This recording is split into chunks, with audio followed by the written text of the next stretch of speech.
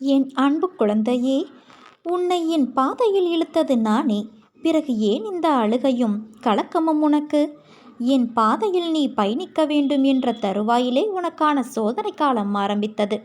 அதில் ஒவ்வொரு கணமும் உன் நம்பிக்கை, பொறுமை, நிதானம், அன்பு, பக்தி இவை அனைத்தையும் சோதிப்பேன். அது உனக்கு கஷ்டத்தை தர அல்ல, வாழ்க்கையின் பக்குவத்தையும் ஆன்மீகத்தின் மகத்துவத்தையும் நீ அறிய வேண்டும் என்பதற்காக. நீ பயணிக்கும் வழியில் என் துணை நிச்சயம் இருக்கும். ஆனால் வழியில் முட்களும் இருக்கும். நீ கவனமாக நடந்தாலும் சில முட்கள் உன்னை காயப்படுத்தும். காயம் வலியை உண்டாக்கும். ஆனால் அந்த வலியை நீ தூக்கி எறிந்து நடை போட்டு பயணித்தால் இறுதியில் உன் கால்கள் மலர்கள் நிறைந்த செம்மையான பாதையில் உன் வாழ்க்கையின் பயணம் இருக்கும். சோதனை, துயரங்களை மட்டுமே சந்தித்த உன் வாழ்க்கை விரைவில் மகிழ்ச்சியானதாக மாறும். நீ கவலைப்படாதே. உன் எண்ணங்கள் காற்று அடங்காதவாறு அங்குமிங்கும் சுற்றி திரிகிறது.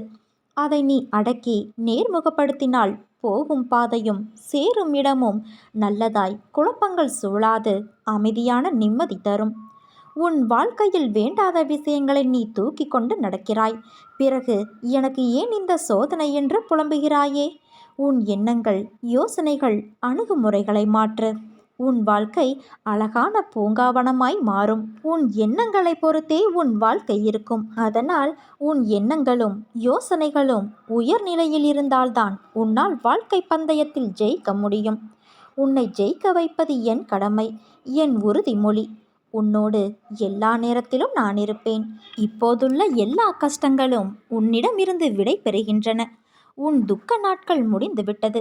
கவலையும் நோயுமாக கழித்த நாட்களின் எண்ணிக்கை இதோ இனி இல்லை. என் அன்பு குழந்தையே, உன்னை நினைத்து நான் கவலைப்படுவதா அல்லது வருத்தப்படுவதா? நீ என்னை பார்க்கும்போது கண்ணில் ஆனந்தமும் மனதில் வேதனையும் தெரிகிறதே. என் பிள்ளை, நீ வேதனை கொள்ளலாமா? உனக்கு உன் சாயப்பா நான் இருக்கிறேன். உன் எண்ணம் என்பது குழந்தையின் மனதைப் போல உள்ளது. நீயோ அதை உணராமல் தேவையில்லாத விஷயங்களை நினைத்து புலம்பி வருத்தப்பட்டு கொண்டே இருக்கிறாய். இந்த உலகில் தவறு செய்யாதவர்கள் என்று யாரும் இல்லை. சிலர் தெரிந்தும் சிலர் தெரியாததுமாய் செய்கிறார்கள். அவர்களுக்கான சூழ்நிலையும் நேரமும் தான் அப்படி செய்ய வைக்கிறது.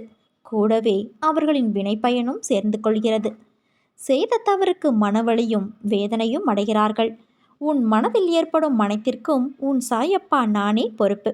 உன் தவறை நினைத்து வருந்துகிறாய், திருத்திக் கொள்ளவும் நினைக்கிறாய். அது அப்படியே நடக்கும். உன்னை நல்வழிப்படுத்தவே நான் ஜென்ம ஜென்மமாய் உன்னோடு பின் தொடர்ந்து வருகிறேன்.